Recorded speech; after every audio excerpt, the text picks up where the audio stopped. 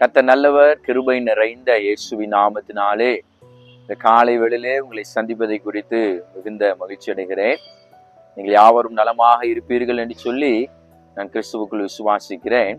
இந்த நாளுக்குள்ளே வார்த்தை நாம் தியானிப்போம். அது மார்க் எழுதின சுவிசேஷம் 6வது அதிகாரம் அதனுடைய 42வது வசனம். எல்லாரும் சாப்பிட்டு திருப்தி அடைந்தார்கள். மேலும் அப்பங்களிலும் மீன்களிலும் மீதியான துணிக்கைகளை 12 கூடை நிறைய எடுத்தார்கள்.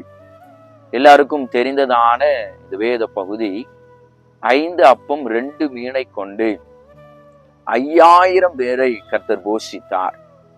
நம்முடைய தேவன் நம்மை போஷிக்கிற தேவனாய் இருக்கிறார்.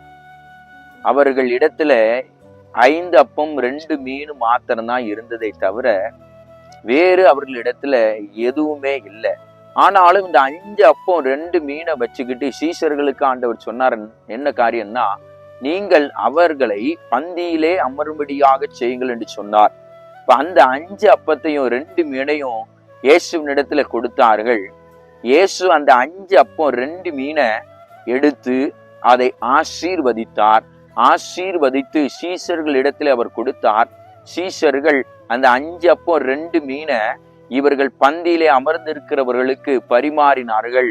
5 அப்பம் 2 மீனை வச்சு கர்த்தர் 5000 பேரை போஷித்தார். அதோடு மாத்திரமல்ல, மீதியாக 12 கூடைகளை அவர்கள் எடுத்தார்கள் என்று சொல்லி வேதத்துல வாசிக்கிறோம். இந்த காலை வேளையில கர்த்தர் உங்களை மீதியாய் எடுக்க அவர் வைக்க வல்லவராய் இருக்கிறார். நீங்கள் என்ன காரியமா இருந்தாலும் சரி, குறைவா இருந்தாலும் குறைவை குறித்து கவலைப்படாதீங்க. குறைவிலிருந்து கர்த்தர் உங்களுக்கு நிறைவை அவர் தர வல்லவராயிருக்கிறார். உங்களுக்காக நான் ஜெபிக்க விரும்புகிறேன். கண்களை மூடி நாம் ஜெபிப்போமா? அன்பின் பரலோக பிதாவே, இந்த ஆசீர்வதிக்கப்பட்டதான இந்த காலை வேளைக்கு ஸ்தோத்திரம்.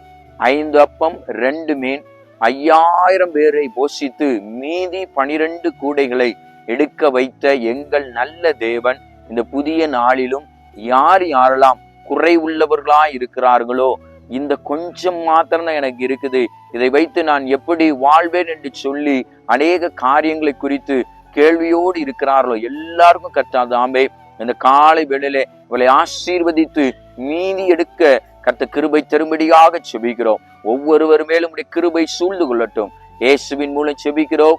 ஜெபம் கேளும் எங்கள் ஜீவனுள்ள நல்ல பிதாவே, ஆமேன். கர்த்தர் உங்களை ஆசீர்வதிப்பாராக. ஆமேன்.